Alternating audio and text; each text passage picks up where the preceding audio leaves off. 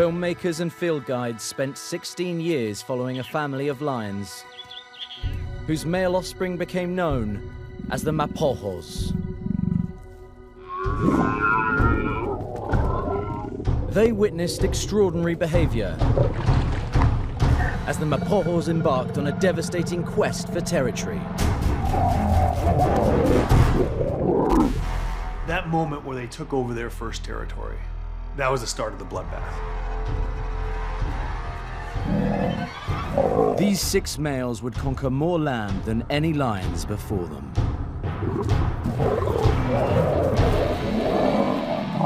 They were savage in their approach,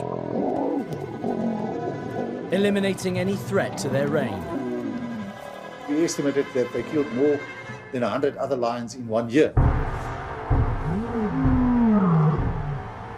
The Mapogos were unprecedented in their aggression and violence.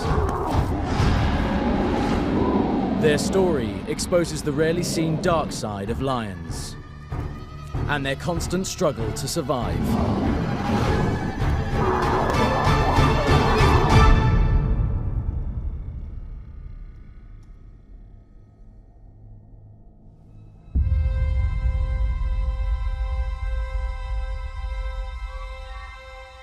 In the northeast of South Africa, the Sabi Sand Game Reserve shares a border with the Kruger National Park.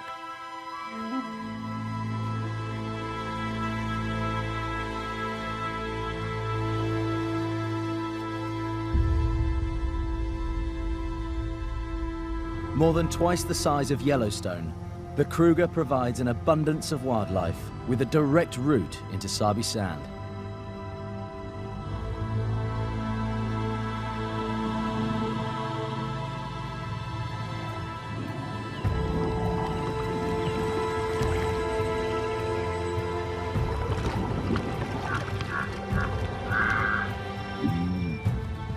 With so much prey, it's the perfect habitat for lions.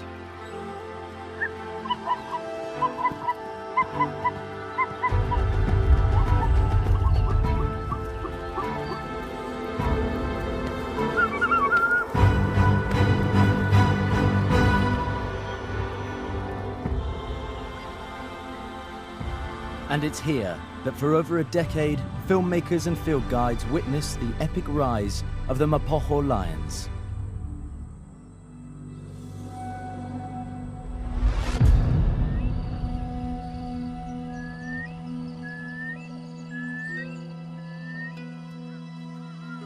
For generations, the Sparta pride has lived at the heart of the Sabi Sand.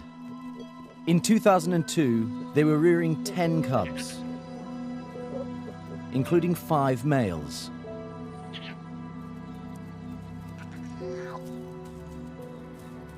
They were unnamed as cubs, but they would later be called Scar, Pretty Boy, Rasta, Kinky Tail, and Mr. T.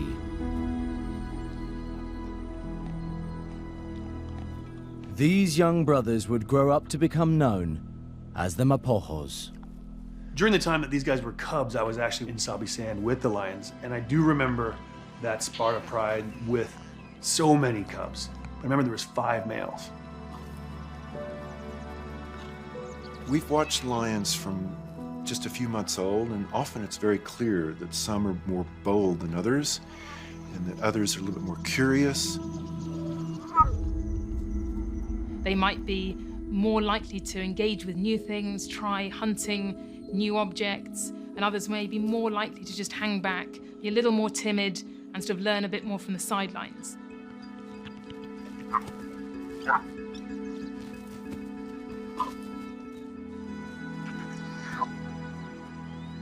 The particular ones that stood out for me were the 2 youngest. There was one that was clearly the leader. He was very brash. And there was always right behind him his little brother.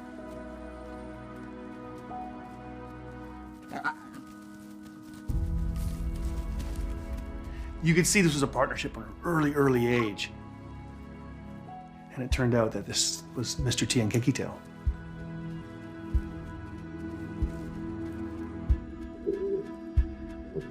It wasn't just the strong bond between the two youngest Mapogos that set them apart from their older brothers. These two cubs were special. You could tell from the early signs.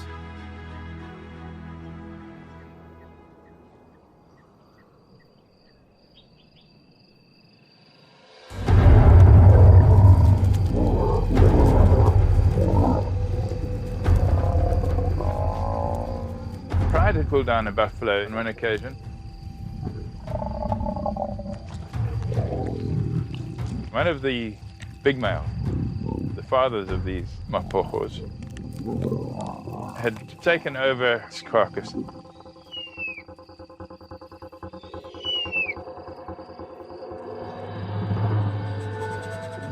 And this little male youngster was devouring the carcass quickly and quietly while this male was just holding on there. Shows a bit of fearlessness that a cub like that will just get in there. Could easily have received quite a swat from the paw of that male. Those were early days, but I think that behavior that I witnessed to that little one suggests that it was most likely either Mr. T or Kinky Tail as they became known. I think for the people that were lucky enough to witness the Mapogos as young cubs, you could have predicted then that this was going to be a real force to be reckoned with for other lions.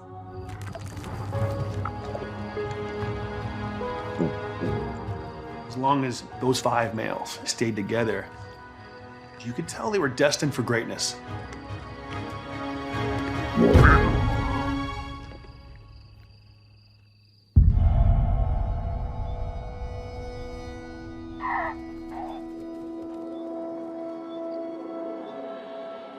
Only 1 in 8 male cubs survive to adulthood. If a cub is born into a healthy pride that's protected by a strong group of males, then this gives them the best chance of making it through the dangerous first year of life. We use the term pride to refer to the females. The females occupy the same general area for their whole lives, and their daughters may grow up and join them in those prides. So a big, strong pride can last for decades. Males, in contrast, form coalitions, and so that's a male-male grouping, and it may move many times through its life and end up very far from where it was born. The fathers of the youngsters that became the Mapogos was a great coalition. It was the West Street males, and they controlled a couple of prides. I remember the West Street males being pretty good fathers. They were very tolerant.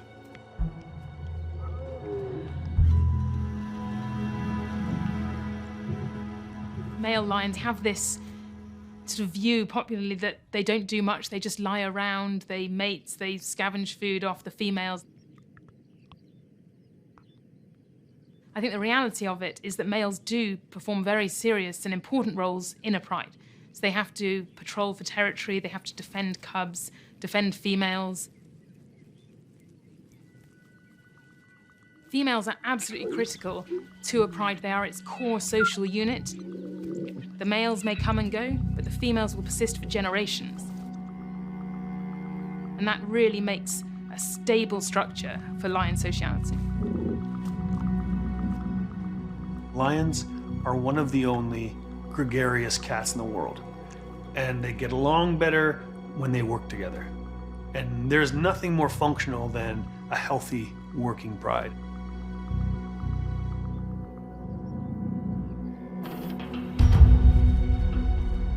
The Sparta pride had 10 cubs, including the 5 young Mapogos.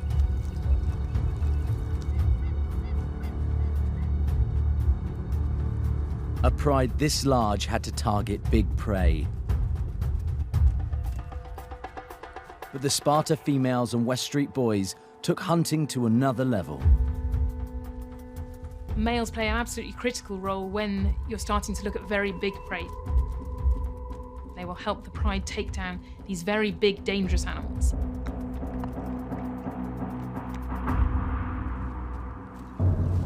It's extremely dangerous for lions to take on an animal like a giraffe, partly just because of their size. A single kick from a giraffe can kill a lion. It's a very high risk but high reward strategy.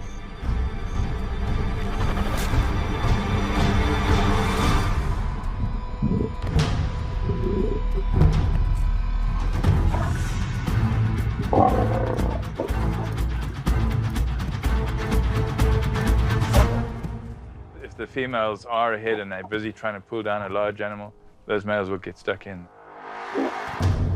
And the West Street males are no exception.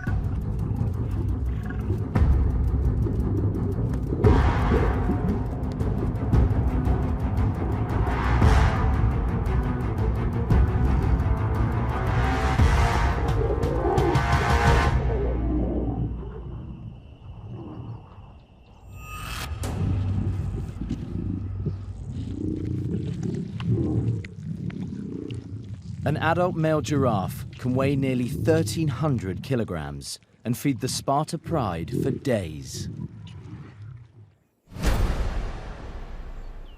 For young lions, in a place like the Sabi sand, danger lurks everywhere. While Mr. T and Kinky Tail were still cubs, the rise of the mighty Mapogos almost came to a tragic end.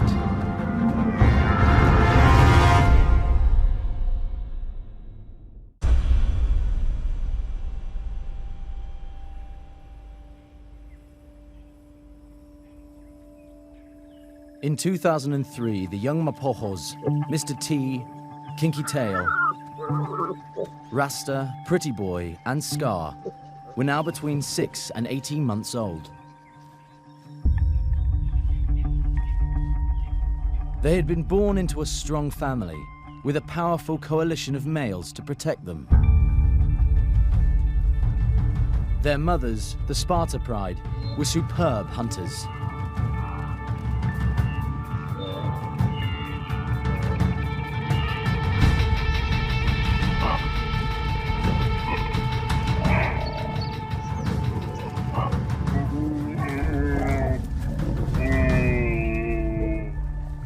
The Sparta females would be the key to helping the cubs overcome their biggest challenge: learning to hunt. Young lions will start honing their hunting skills from very early on. They'll start stalking whatever is in the area. And they will start to move on then to building up their skills and their confidence with then trying it out on different prey animals, often completely inappropriate ones, like I've seen them hunt porcupines, which are a very prickly proposition, and things like the honey badger is a terrifying thing to take on because it's a very aggressive animal.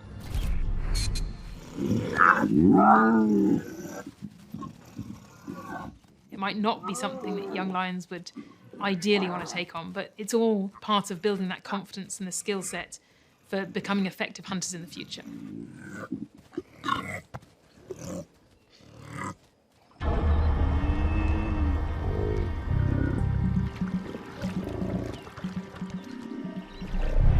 For the Mapogos, that future would be filled with bigger and stronger prey, especially one of the most dangerous animals in Africa, the buffalo.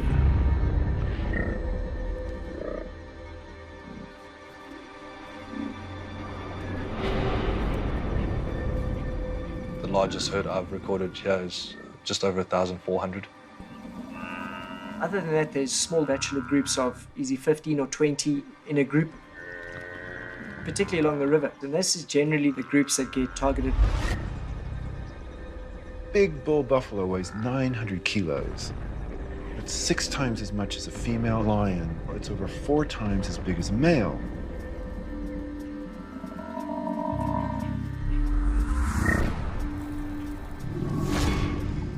They got big hooked horns. They can really damage a lion.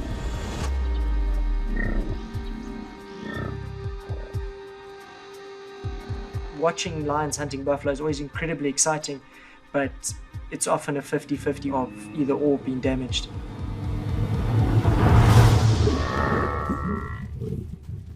They ideally would like to go after just one buffalo at a time, but even if they catch a solitary bachelor, they often make enough noise. The bull does is it's going down and attracts helpers, other buffalo that come and try to thump the backs of the lions as they're holding down on the prey. Imagine then what happens when you have a whole herd of buffalo. Thousands of kilos of these animals ferociously. It's like a sheer wall of terror going straight towards the lions.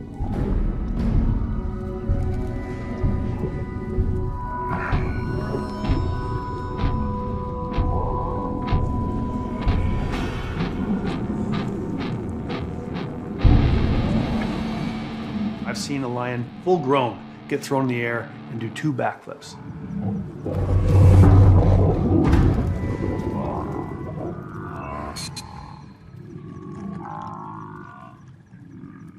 In spite of the danger, if they were going to learn how to tackle such massive prey, the young Mapogos would need to be right in the middle of the action. Cubs will learn very important things from watching the rest of the pride hunt. They're learning how to secure very rewarding prey in the future, so they will become bigger, they will become stronger and healthier. Sparta pride often used to take their youngsters with them on the hunt. They would follow not too far behind the adults. As happens 90% of the time, the buffaloes ended up turning on the lions and chasing them.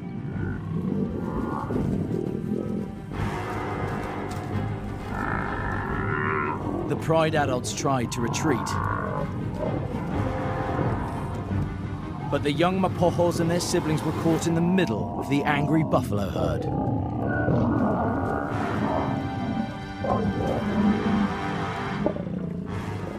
It's like a tempered bowling ball through skittles when they come running in. Lions run everywhere.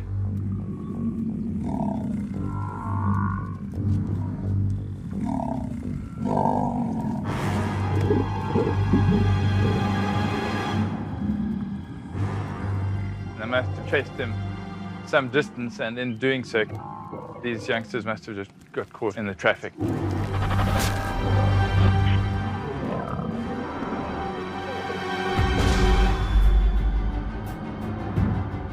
A large herd of buffalo will go search out cubs that are hidden in bushes and throw them around, stomp them. They will try and gore it with their horns, but pushing down with the bus to squash it. And that's how they actually kill it.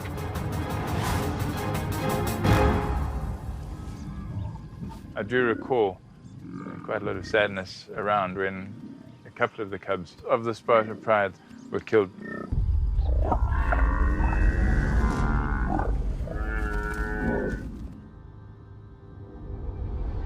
Some of the Sparta lions were killed by the buffalo. The 5 young Mapogos were lucky to have escaped. It seemed like destiny had other plans for these brothers. If those cubs had not survived, that whole Mapogo coalition would never have come into being.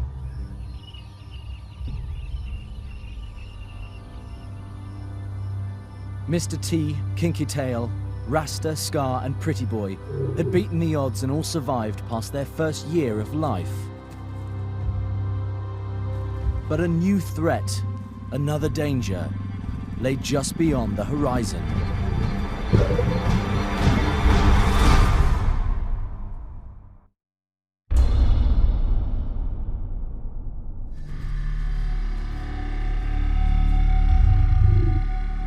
In 2003, an unknown male entered Sparta Pride territory. When new males come into an area, it's an extremely dangerous period for young cubs. Male lions, when they take over a territory, they kill every cub.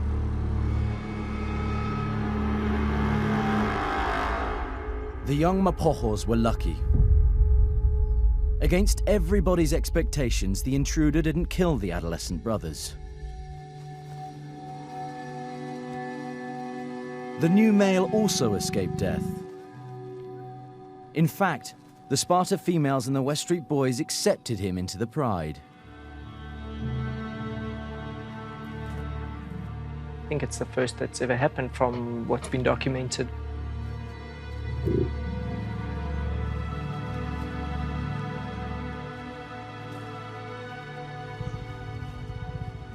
initially you would think the dominant males at the time, they would just kill him or chase him. But for some reason, he managed to either stay submissive or just be accepted quickly.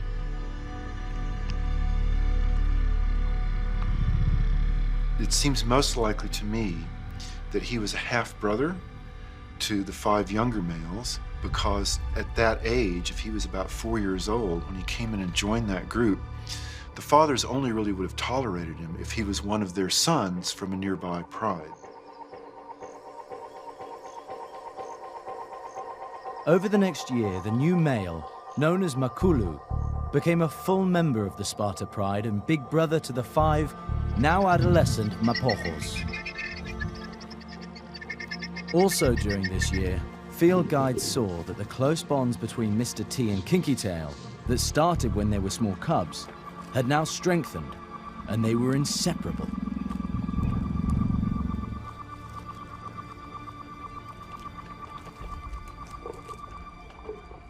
Mr. T was the dominant one, and Kinky Tail was definitely his right-hand man.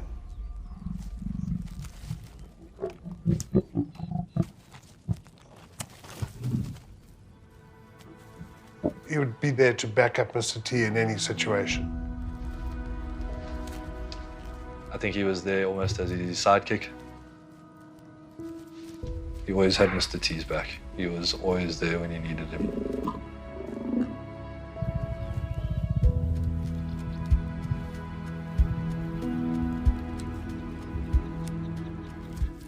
The bond that the two of them had was incredible. They enjoyed being together, and that was special.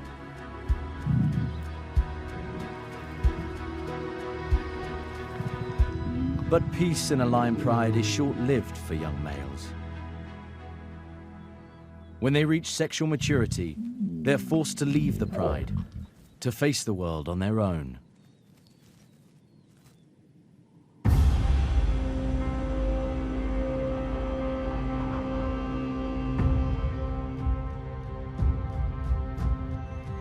In 2004, the young Mapogos, along with Makulu 2 years their senior, were pushed out of the pride by their fathers.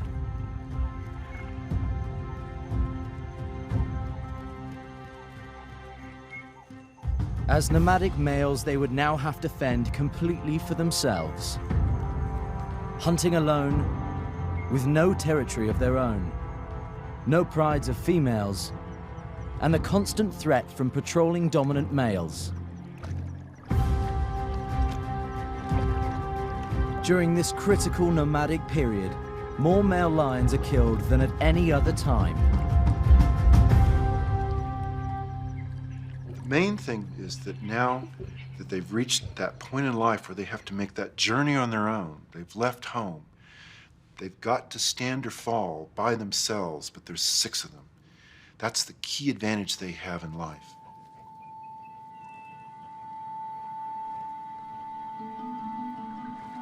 By sticking together, these 6 males could turn the odds of survival in their favor. The Mapoho coalition was formed. There was a long way to go before they would be big enough, strong enough, and confident enough to claim a territory of their own. At the start, it was difficult to really identify them because their manes had just started coming through. But the names that developed in time, first of all, there was Makulu. He was older. He was a very big lion.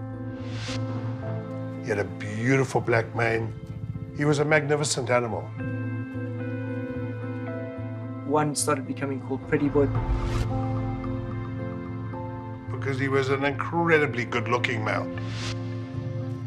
We had the skew spine, or the scarred male. He had a very distinct scar on his back left hip and spine. Then we had rasta, or dreadlock. He had obviously got something caught in his mane and looked like a real dreadlock. Mr. T. Who had a real mohawk type mane. And then Kinky Tail were the 6 Mapogos.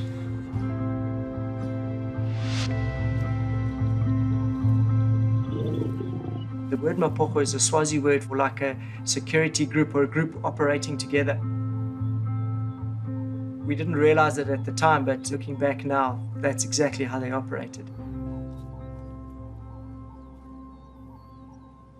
Young males, when they first leave home, they've got two problems. First is they're young, so they're stupid. And then they're males, so they're clumsy. So it's very hard for them to get that first kill. The Mapogos had never had to take down large prey on their own. Making a kill would be their first challenge of survival.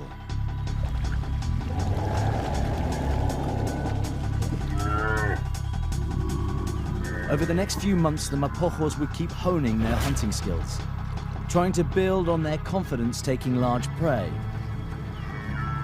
But even with a coalition of 6 lions, it was going to take time.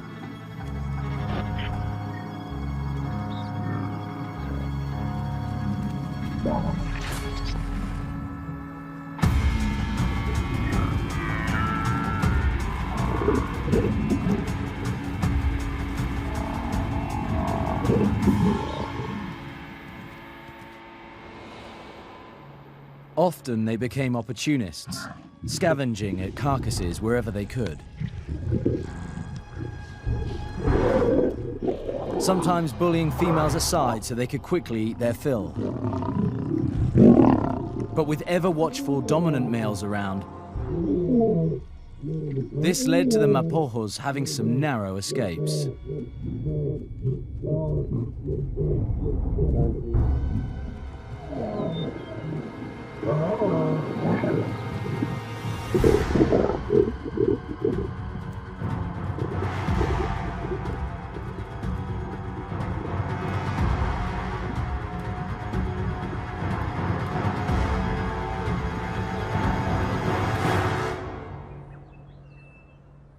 Eventually, the young Mapogos became the big game hunters they were destined to be.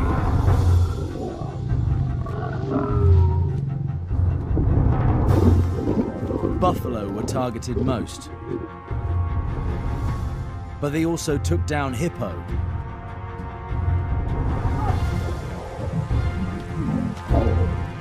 young rhino, and like their fathers before them, they even killed giraffe.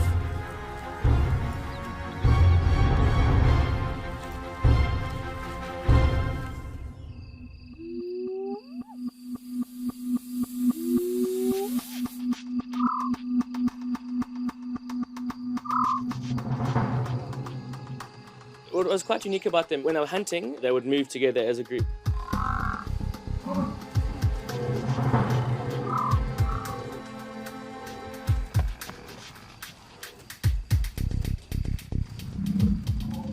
Kinky Tail was like a fox terrier, you know, he was game for anything. He was more like the brute. He did a lot of the legwork. Makulu Mapoka would often be the one that worked out where to go and would be the first one to loop around, to like almost direct the show. And then Kinky Tail was the one who did the brute work of the attack, so grab on a buffalo. Mr. T and Kinky Tail were always in the middle of everything. They were always a little more aggressive in the actual kill.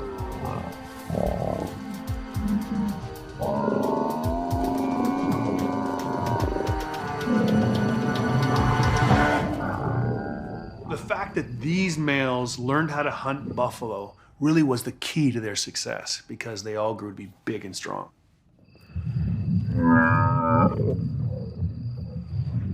As their confidence grew, one individual began to take lion behavior to an extreme. Often around the kills while they were feeding, it seemed as if on many occasions that Mr. T was more of the aggressive one. He was the one that would go in for everything. Whether it be fighting with his own brothers, he had no problem having a go.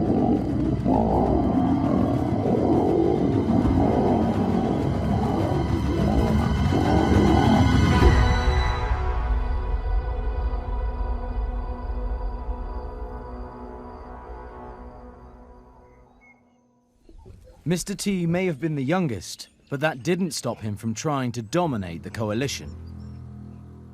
But there was something standing in his way. In the Mapogos, Makulu had the darkest mane and he was the dominant male. The dark mane males are really quite superior. They have higher testosterone. When two males are in a competition with each other, we expect the black mane male to defeat the blonde mane male. Initially, Makulu was definitely the dominant one. He was a boss. He put the other 5 in their places.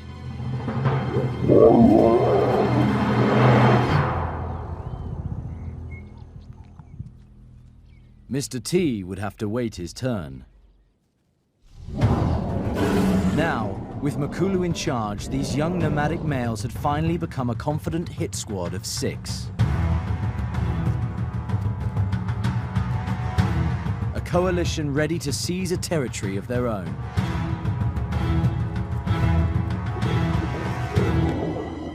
We knew there was big changes coming, but I don't think we had any idea of the level of violence that it could go to.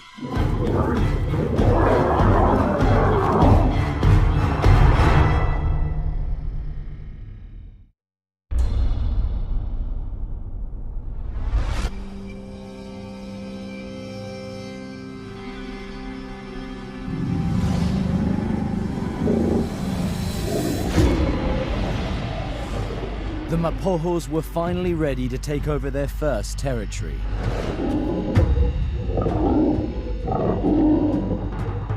In 2006, led by Makulu, the 5 brothers, Pretty Boy, Scar, Rasta, Kinky Tail and Mr. T were about to embark on a reign of terror, the likes of which had never been witnessed in Sabi sand.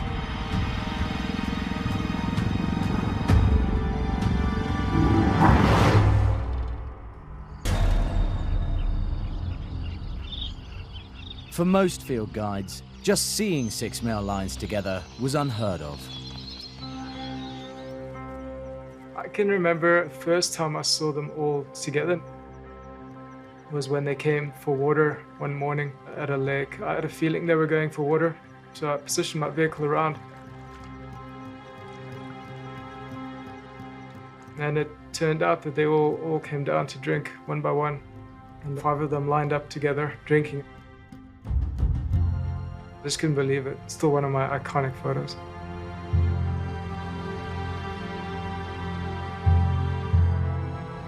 We never expected to see 6. It was, from our side, something that was unheard of, almost unnatural.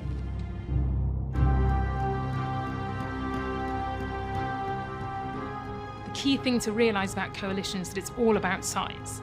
You want to have at least 3 or more males and have a good chance of taking over a territory. 6 lions is definitely considered a big coalition.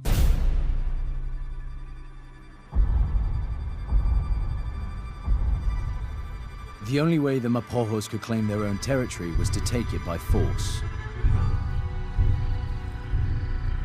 Their first encounters would be crucial. In 2006, the Mapogos entered the northern Sabi sand, ruled by 4 dominant males.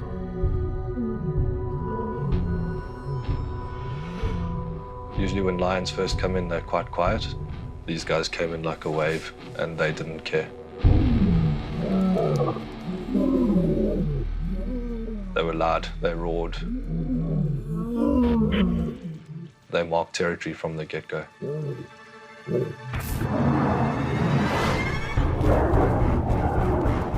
The northern males tried to defend their land and prides.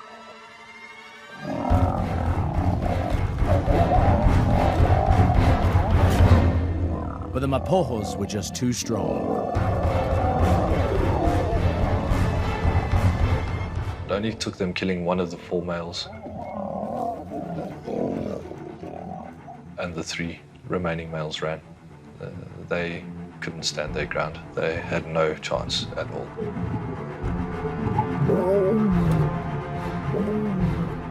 Finally, the Mapogos had taken over a significant territory of their own.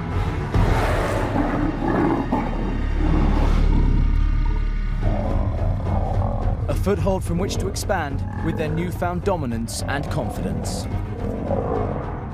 That moment where they took over their first territory, that was the start of the bloodbath. At that point, they knew no one was standing in their way. Over the next year, the 6 Mapogos took on any dominant males that crossed their path. Male's instincts, as soon as he's seen he's outnumbered, he's going to run. That's exactly what they did, and if they were caught, they were killed.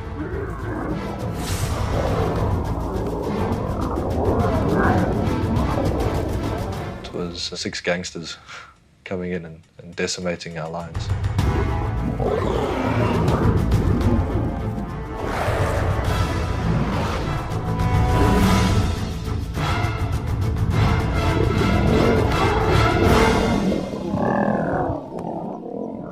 The more confident they got, their territories expanded because they kept pushing males further away, back into the Kruger, so really establishing a very large area.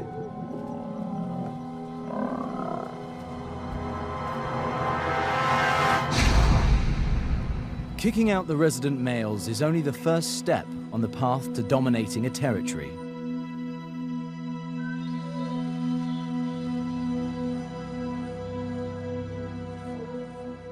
We were worried. We had prides that were settled, we had young cubs. You've seen cubs born and you get to 6, 8 months, you know them, they start getting their individual characters, and then these guys came.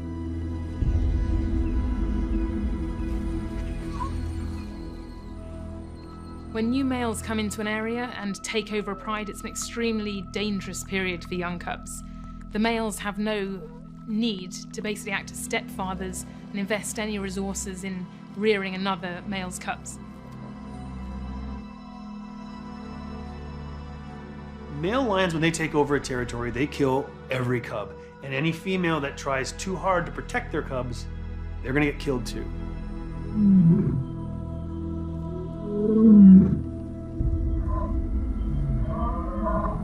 Females will respond quickly to any evidence of new males on the scene, and they will retreat towards their cubs, and they will also band together to try to repel those incoming males and stop them killing the cubs.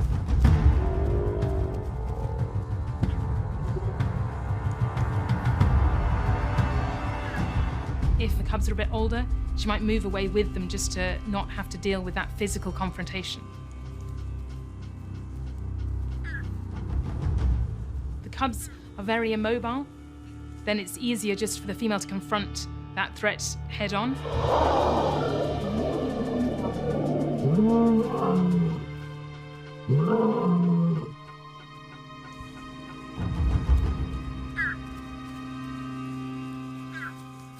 I was watching the Ottawa Pride, which was a pride of 3 females and 11 cubs.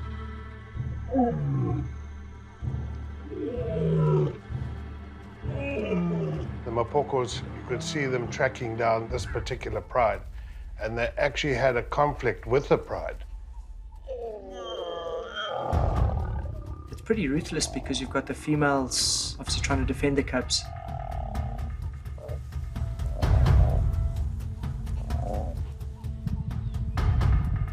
The male's aggression is just on another level.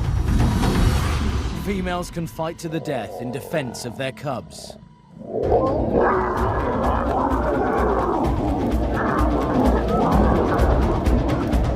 was a lot of action, there was a lot of running around, there was fighting around the Land Rovers.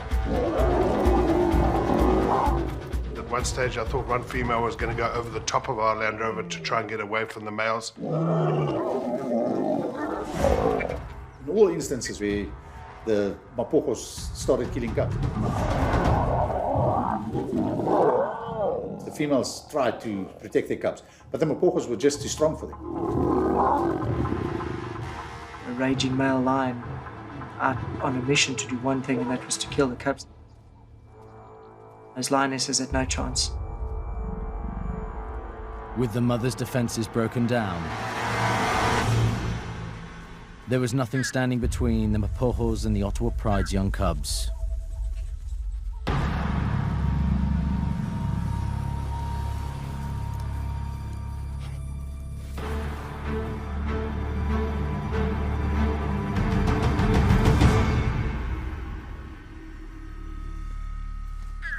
When you've got a team of 6 working to find you, it's difficult to hide little ones that can't keep up.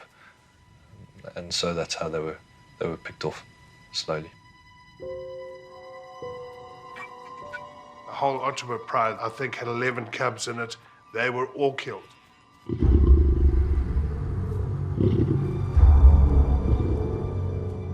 When you see males killing cubs, it's a very heart-wrenching thing for anyone to see. Even as a biologist, and I know it has a function evolutionarily, it's very difficult to witness. When they lose their cubs, females soon come into estrus, which enables them to breed again. Exactly what the Mapogos needed in order to perpetuate their own bloodline.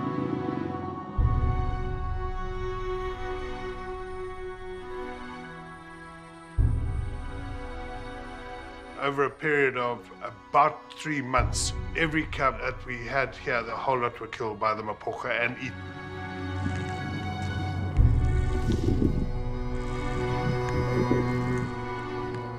Mr. T and Kinky Tail, those two in particular, were quite bad in how intense they were of actually ensuring that they found and killed those cubs.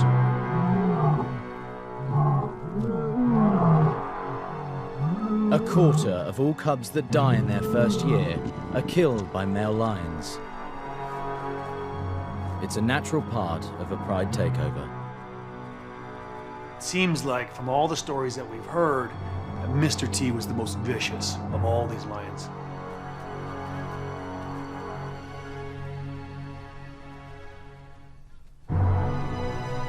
The violence normally ends with cub infanticide, but the Mapogo coalition was anything but normal.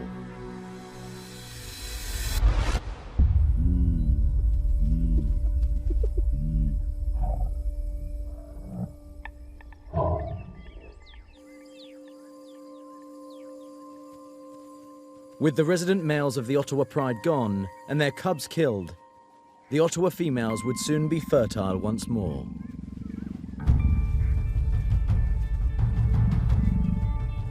But with the 6 Mapogos coming into their prime, oozing testosterone, the competition amongst them to breed was intense.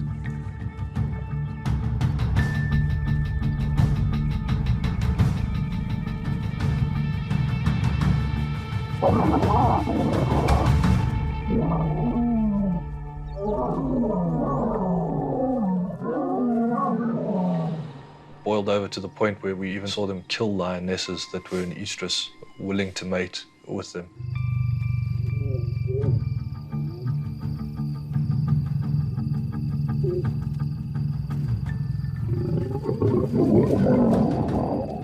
And not being able to decide, the 6 of them would turn on her and pull her apart.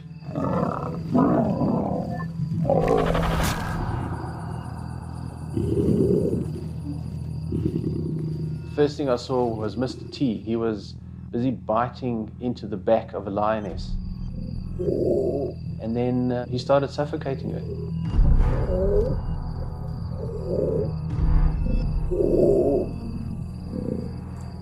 It took about 10-15 minutes and eventually the lioness was dead.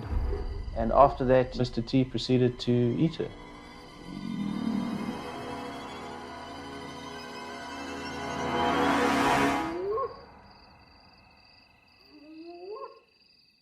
Some of the behavior that's been described for the Mapogos in terms of killing females certainly sounds unusual. Killing females from within a pride, females that they've already been breeding with and they might have cubs with is very unusual behavior and something that I certainly haven't witnessed in the wild.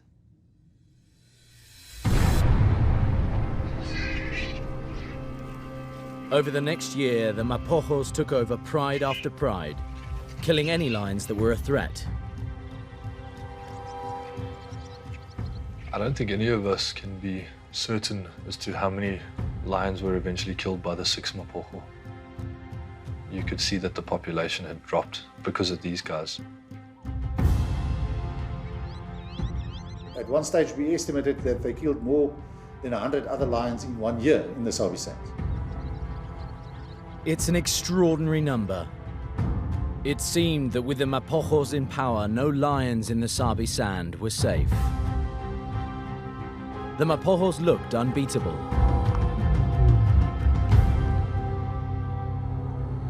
The only threat to their power now came from within the coalition itself. The biggest fight I saw was between Mr. T and Makulu.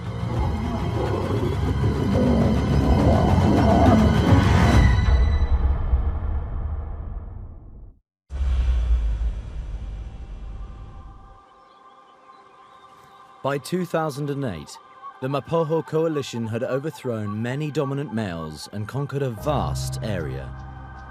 An area so large it was previously divided into more than 5 separate territories. This is the first coalition that we had ever heard of that had claimed such a large territory.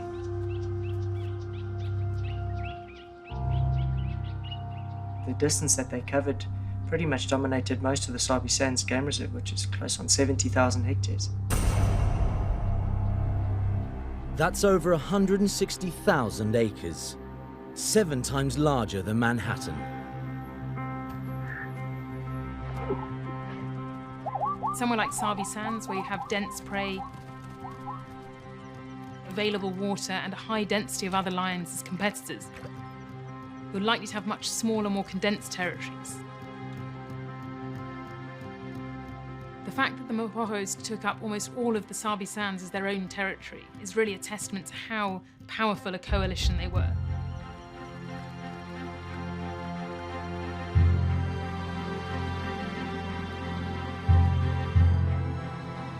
With all their competition eliminated, the Mapogos now controlled more than 8 prides.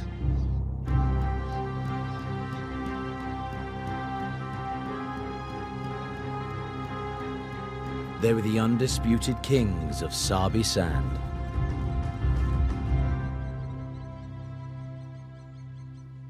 But for some of them, that wasn't enough. We often think of coalitions as a smoothly functioning unit, as if there's no real conflicts within the group. So there may be 1 or 2 dominant males, and the subordinate males then have to decide, well, is it worth staying here as a helper to these few dominant individuals, or maybe we should just split in 2.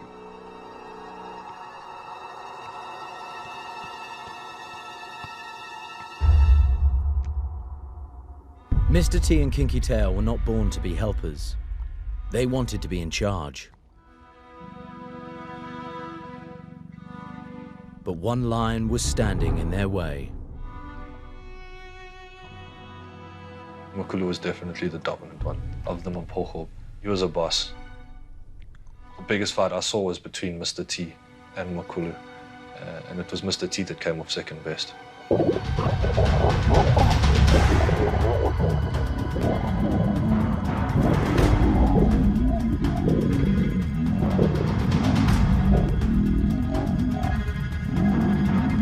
Makulu managed to grab him on one of his legs, and Mr. T was injured.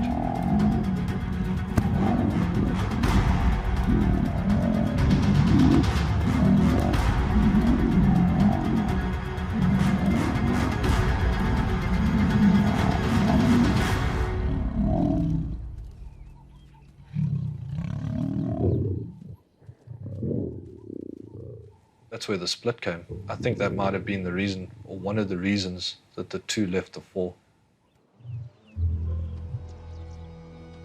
For most field guides, just witnessing a coalition of 6 males had been a first. But having this coalition split into 2 groups was unheard of. But that's exactly what happened in 2008. Mr. T and Kinky Tail were 6 years old and in their prime when they separated from the older Makulu, Pretty Boy, Rasta, and Scar.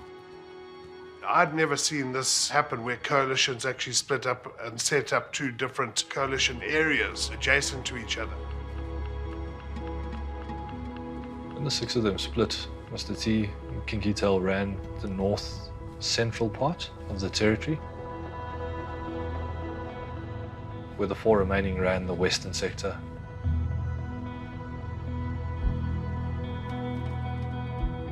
Where I was based, it was Kinky Tail and Mr. T that ran the area. From us initially hating this because of what they were doing, they became our males. They became the males we knew and the males we grew to love. Mr. T and Kinky Tail looked like they enjoyed each other's company. It looked like they enjoyed being together. They looked like brothers. From then on, we very seldom saw any of the other boys. They would still meet on occasions, but they definitely had 2 different territories. Mr. T and Kinky Tail could now focus their efforts on having offspring of their own.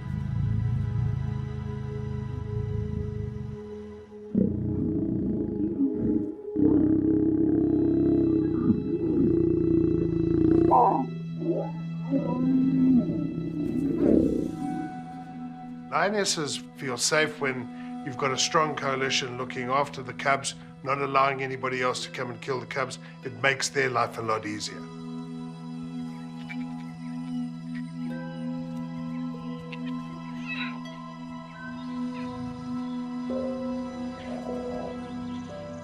We had quite a few cubs around. I think at least 15 of them between the Ottawa and the Shimongwe pride.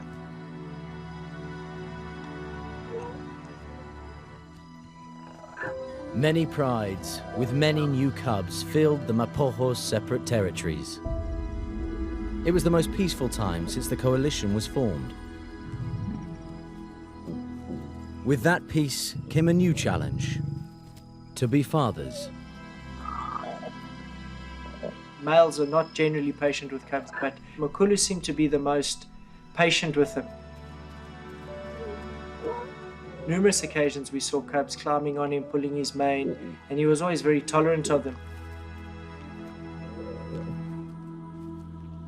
To be a good father, it's not just that they have to give their cub a pat on the head. They actually have to be patrolling the area to keep strangers away.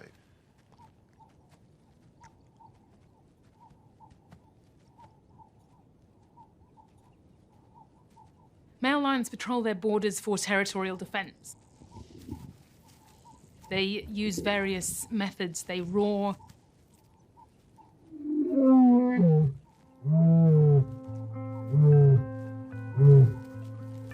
They scent mark.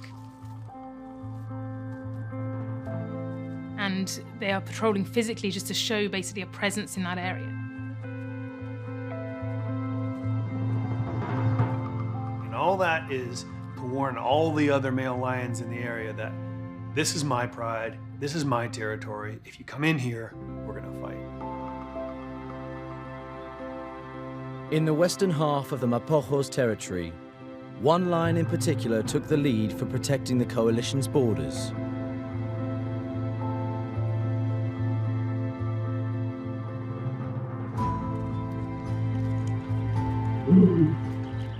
I often found Makulu away from the other Mapogos.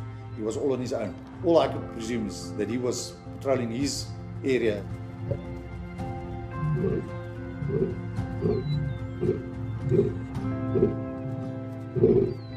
He would be absent at times for a week at a time and then come back and join up with them.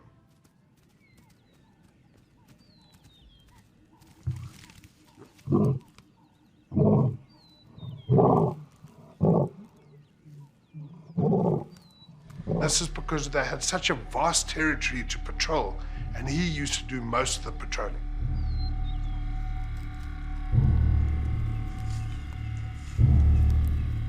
Often we'd hear him roaring with his very distinct call that a lot of us could recognize.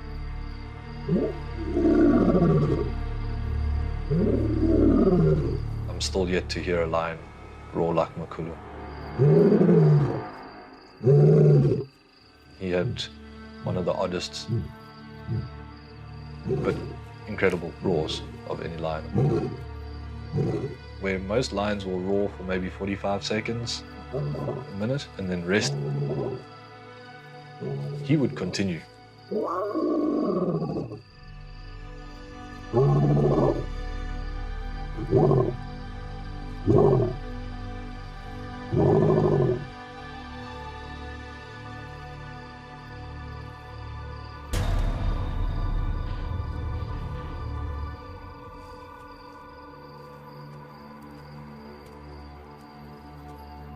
By 2010, it had been 4 years since the Mapogos' first takeover. While Makulu was making a show of defending his borders, his task was easy compared to Mr. T and Kinky Tail's defense of the East. Their entire eastern boundary joined the vast Kruger National Park, home to many nomadic males that wanted Mr. T and Kinky Tail's territory and prides. There's always threat from somewhere, where there's some nomadic male or some other large coalition of males that want to control your pride. We'd seen quite a few young nomadic males come in from Kruger, and Mr. T and Kinky Tail saw them off every time. They were almost like the defenders. They were the ones taking the hits. The only way that other lions could get to Makulu and the three were through Kinky Tail and Mr. T. For 2 years, Mr. T and Kinky Tail had fought off intruders, defending not only their territory, but also their brothers to the west.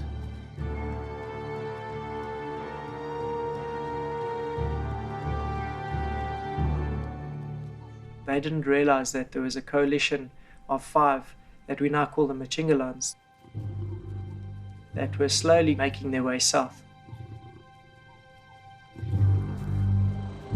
Seeing off individual nomads was one thing, but for Mr. T and Kinky Tail to face a coalition of 5 males on their own was a challenge on another level. Majingilani were big, young, strong, and they knew how to fight.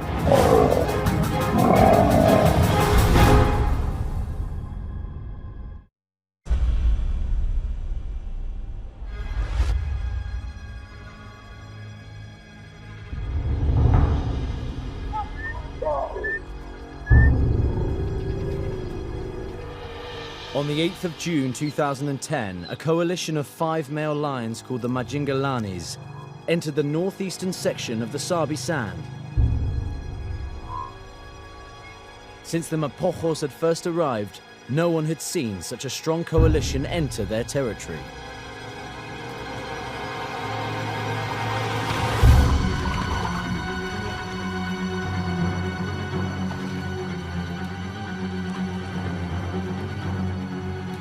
As a force of 6, the Mapogos were unbeatable. But since the split, it was left to just Mr. T and Kinky Tail to defend their eastern territory.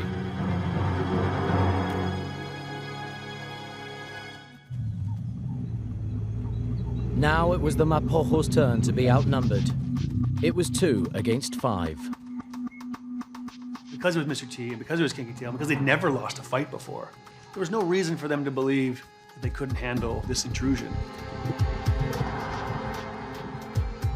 But Majingilani were big, young, strong, and they knew how to fight.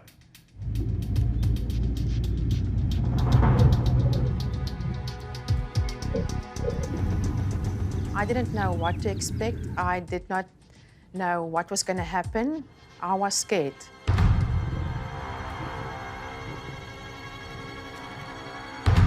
This young male lion came hurtling across the road. You could see something was wrong.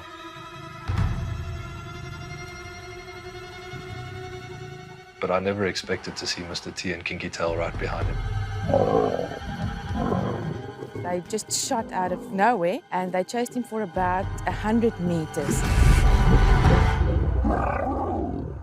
Having isolated one of the Majingilani intruders, Mr. T and Kinky Tail went on the attack. Mr. T grabbed him behind the neck and rolled him, and Kinky Tail climbed into the groin straight away.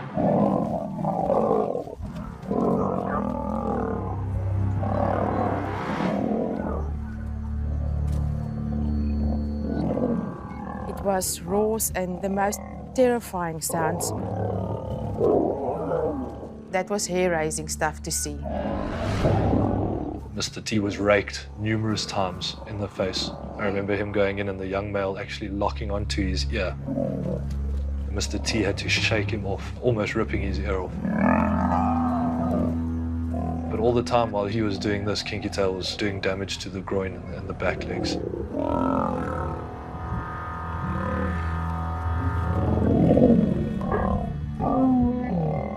And he roared. Kinky Tail roared while he was doing the damage. He had a mouth full of lion and he was roaring. I've never seen that or even heard of that before.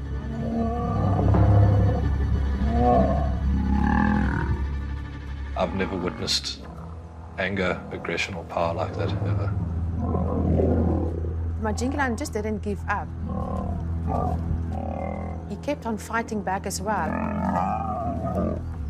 It was two heavyweights against a middleweight and he lasted. We heard what it sounds like for a male lion to scream from pain.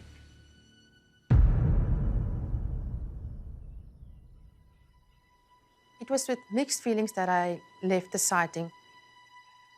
At that stage, I was just quite relieved that it was not Kinky Tail and Mr. T on the receiving end of this brutal fight. The injured Kinky Tail and Mr. T spent the day nursing their wounds, while the Majingilani was left to die by the roadside. Once more, they had successfully defended the coalition's territory.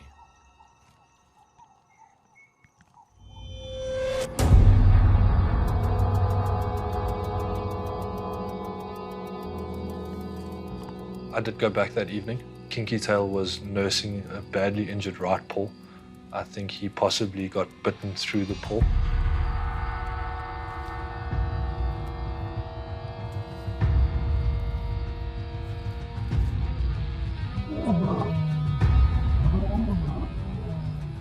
Later on during dinner time, I just heard roaring on the open area and around the lodge. Suddenly, one of the rangers came knocking on my door, and the only words he said was, "Grab your camera and come."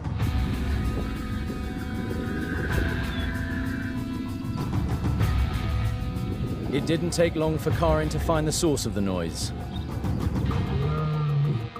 The Majingilani intruders were on the move. We were following the Majingilans up the road, and I thought, no, I can't believe this. It's going to happen again. It was as though the Majingilani were coming for revenge.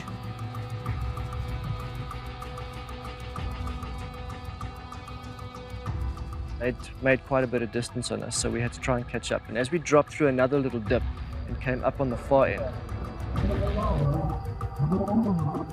we just saw a cloud of dust and roaring, growling.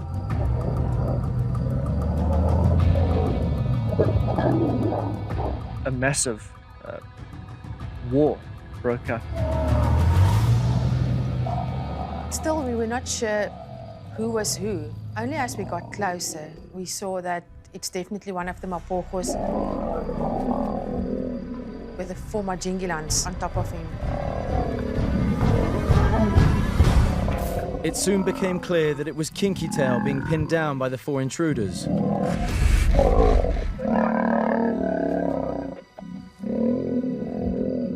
He was injured but fighting to escape.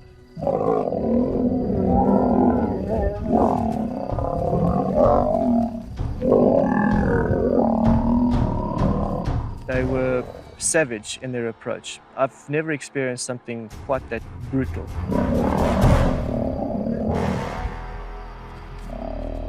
They were starting to take him apart limb from limb. One was between his hind legs, damaging the genitalia, the soft underbelly. And then suddenly there was a snap that sounded like a gunshot. You could hear the spine breaking. lots of blood. And of course, it's so much more vivid when you see it happen right in front of you.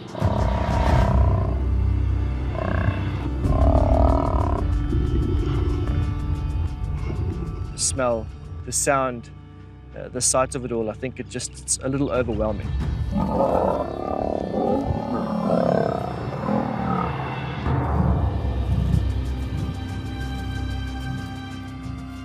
Suddenly, Mr. T came from nowhere. He came from the side, attacking one of the Majingilans.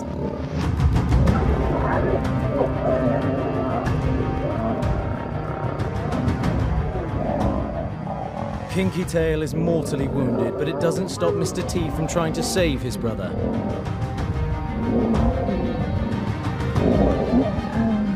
Taking on two Majingilani. Tried to help his brother, but he knew he could do nothing. He tucked tail and he ran. Two individuals that were still anchored on Kinky Tail peeled off. And they followed their brothers and went after Mr. T.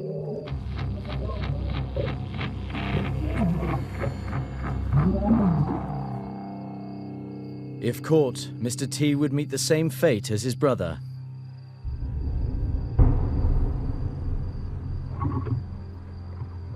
Kinky Tail was breathing very, very deeply. Nobody said a word. You could hear a pin drop.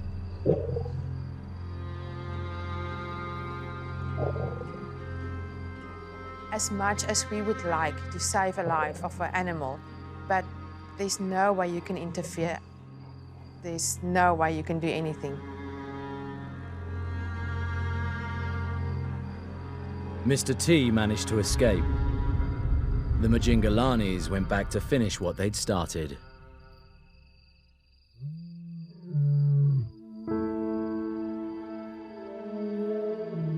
We could hear them coming for at least 10 minutes before they actually arrived, and then in the distance we could see them coming down the road. They knew they had him outnumbered and injured. There was going to be no room for him healing up and ever being a threat ever again. They were going to end him then.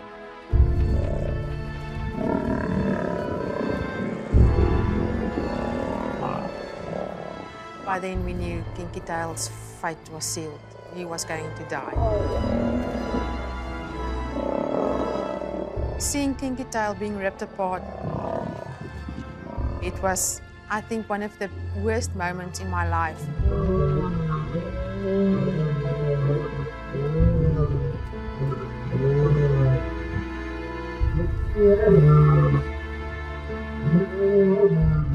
One of the most difficult things for me was to see the reaction of the rangers. They were sad. You know, they experienced it in a more emotional manner. I heard about Kinky Tail's death that evening, and I cried. It was a lion that was my favorite lion. I really enjoyed him, and I was upset by it. I broke the news to a lot of the guys the next morning on the radio, and there was a stunned silence. Guys didn't believe it. Guys didn't want to believe it. And I think there were quite a few tears shed.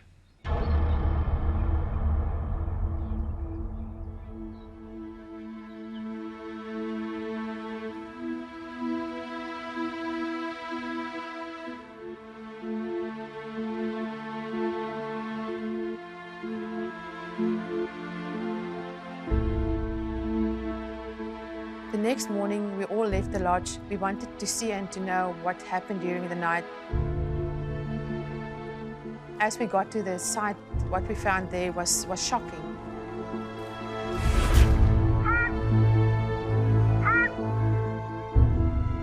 We found a hyena and two black-backed jackals feeding on the remains of Kinky Tail.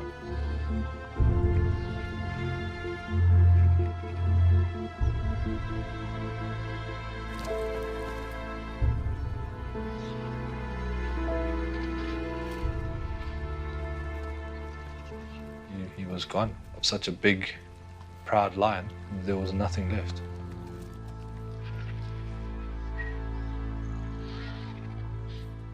One of the most emotional thing that I've seen was a black-backed jackal running away with a mane of what used to be a big, majestic male lion.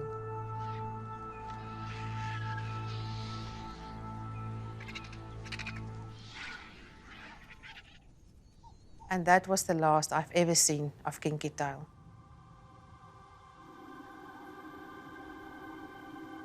Soon after the death of his brother, a badly injured Mr. T was seen moving west. Mr. T decided this wasn't for him anymore. Not as a one-man band. He couldn't hold that territory.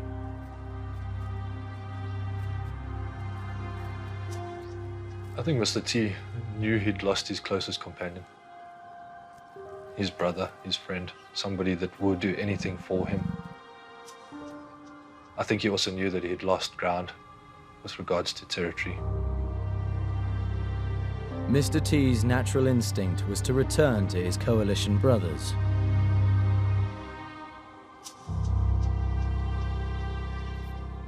We hadn't seen him in almost 2 years. And that morning we could see Mr. T from about 80 to 100 meters away. He was just watching them.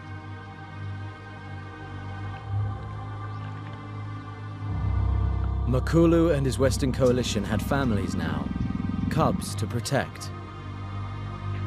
Instinctively, Makulu knew all too well what can happen when a male enters another lion's territory. Mr. T may once have been like a brother, now he was an intruder.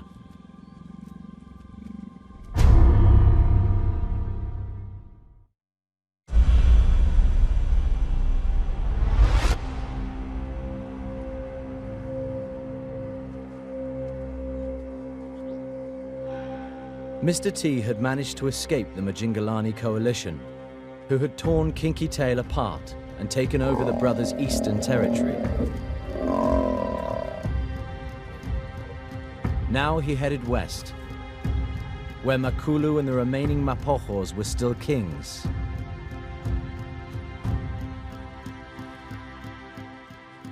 The volatile Mr. T had been responsible for breaking up the strongest coalition ever to reign in the Sabi Sand.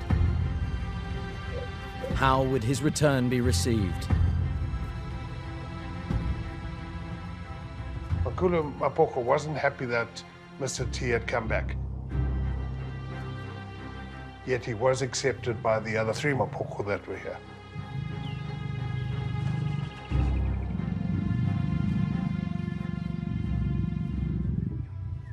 It's very remarkable that he was able to rejoin his 4 colleagues back in the main coalition after that time. The field guides were relieved that Mr. T was accepted without bloodshed.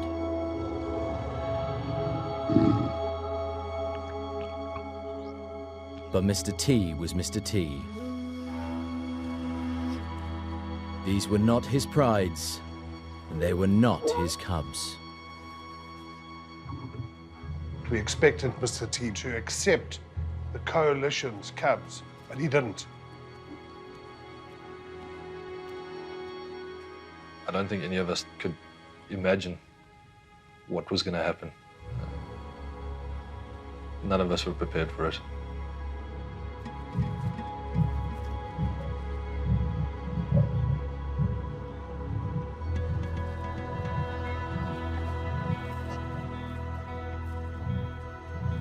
It was only a matter of days where he started to massacre all the cubs.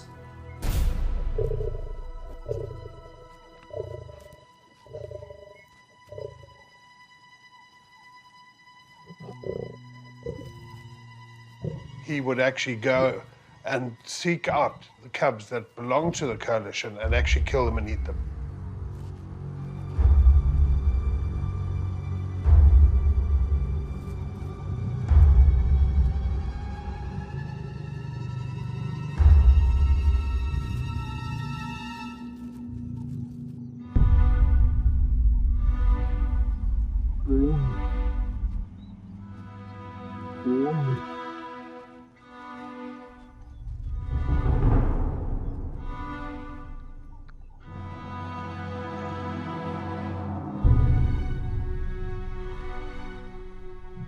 what was interesting, the other males didn't seem to do anything about it.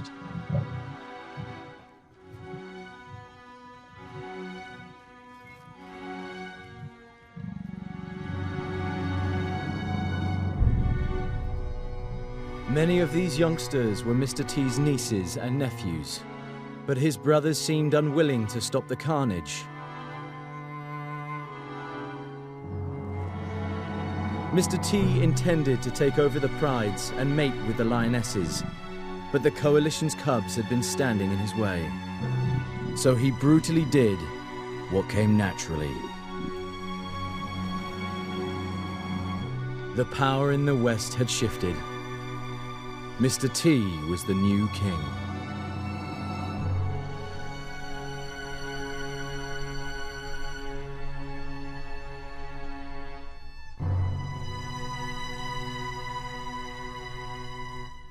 Once Mr. T had come back and killed all the cubs and established his dominance over the others, from then on we weren't sure what was going to happen. I think most of us had a fairly negative feeling about the situation.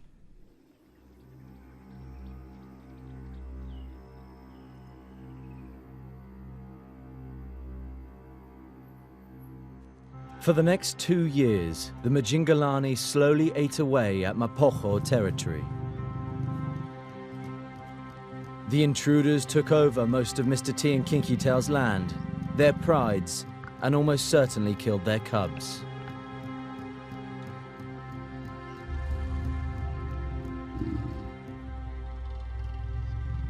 During the long stalemate, more bad fortune struck the coalition when Pretty Boy and Rasta disappeared. It was suspected they were killed by the Majingilani.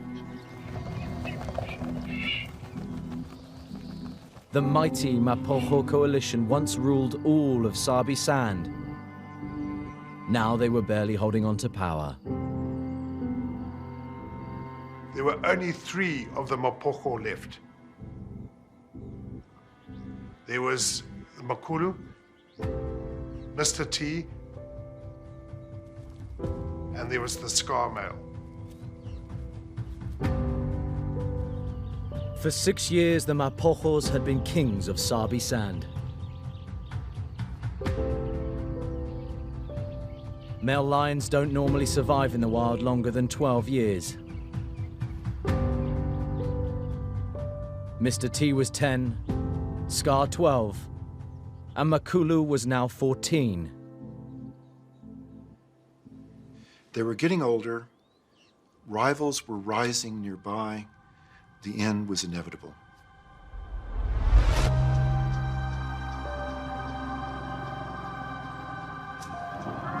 On the 16th of March 2012, yet another coalition of 5 males called the Salatis entered Mapogos territory from the south.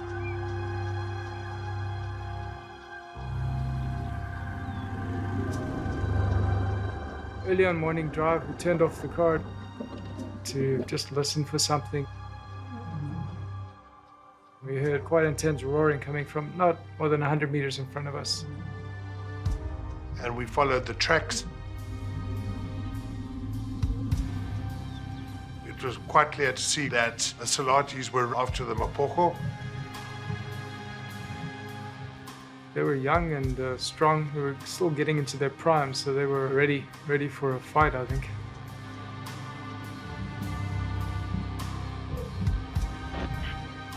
They had singled out one of the Mapogos, which one we weren't sure of. Any aging lion would struggle in a fight with so many young males. But that didn't stop one of the Mapogos from defending the last of his territory.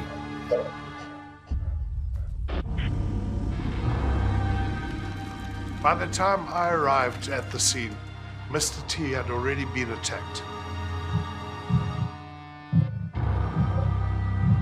The last Mapogos king was fighting for his life, and he was alone.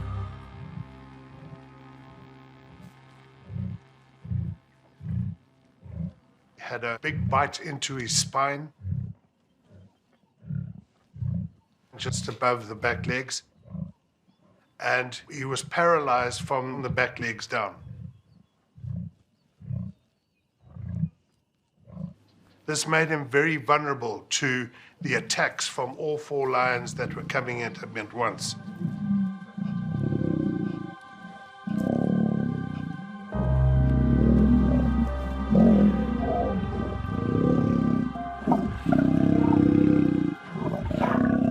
The tactic they were using, and in a very ruthless way, was to sort of distract him one way so another male could bite him in the spine.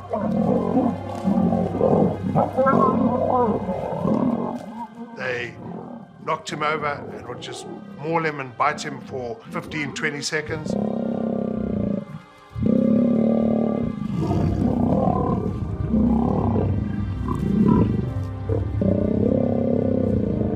And then they would stop and they would move away.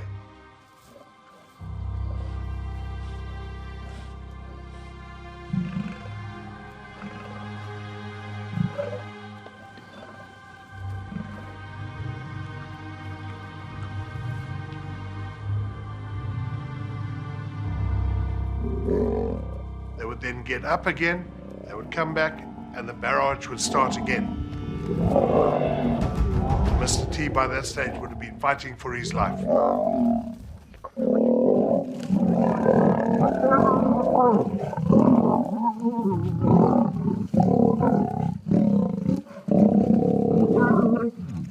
I can remember him looking back at me. The fact that he was still able to get up and still try and take on the coalition after they'd ripped him apart gives you an idea of the strength and character of this magnificent animal.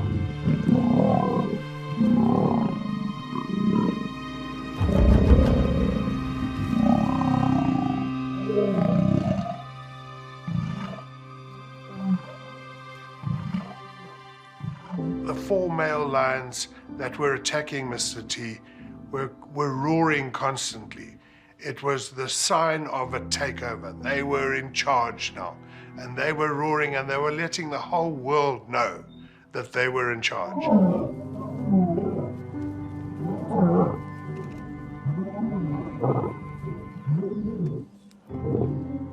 It was a very intense sighting. The emotions going through you ranged from excitement to disbelief, awe.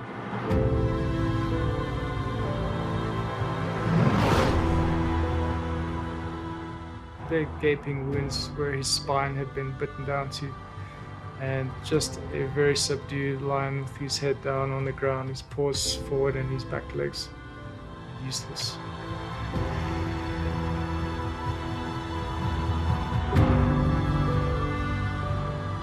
There was no comeback from this. Mr. T was going to die, and he was going to die that day.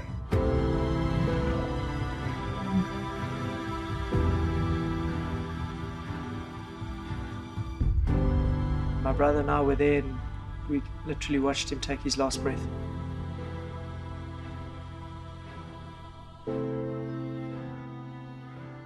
To see an end to an era like that does have an emotional effect on you, and I'm not sure that I would like to see that again. Very emotional ending to the whole Mapogos saga.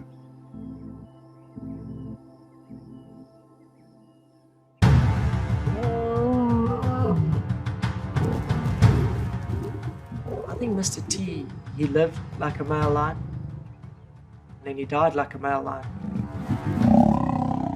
He went out the way he probably would have wanted to have gone out, protecting and fighting for territory.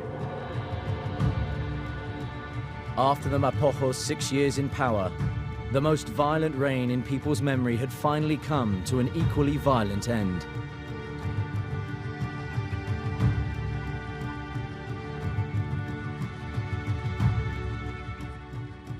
Makulu and Scar were the last of the Mapogos.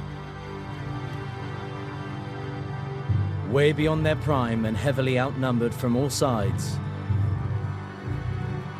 Their only option was to leave the Sabi sand.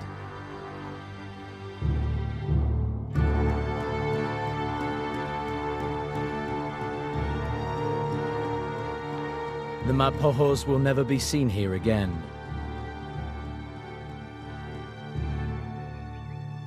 But there is hope for their future generations.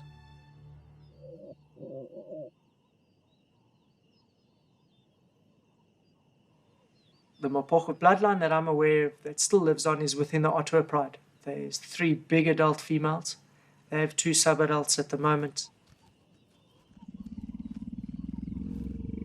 And I'd like to think hopefully Makulu Mapogo fathered those females. The fact that his cubs were the ones that actually survived the onslaught of Mr. T. And I think it was sort of a bit of justice there. The more I hear about the Mapogos, they are an incredibly interesting group of lions, and they are, to some extent, the ultimate lion. It may seem that their behavior is evil, is very aggressive in terms of a human point of view, but ultimately, they are being the best lions they can be. The 6 Mapogos did what male lions have to do to survive and pass on their genes. But they took it further. They set new standards for conquering territory and exposed levels of violence never before witnessed in the Sabi sand.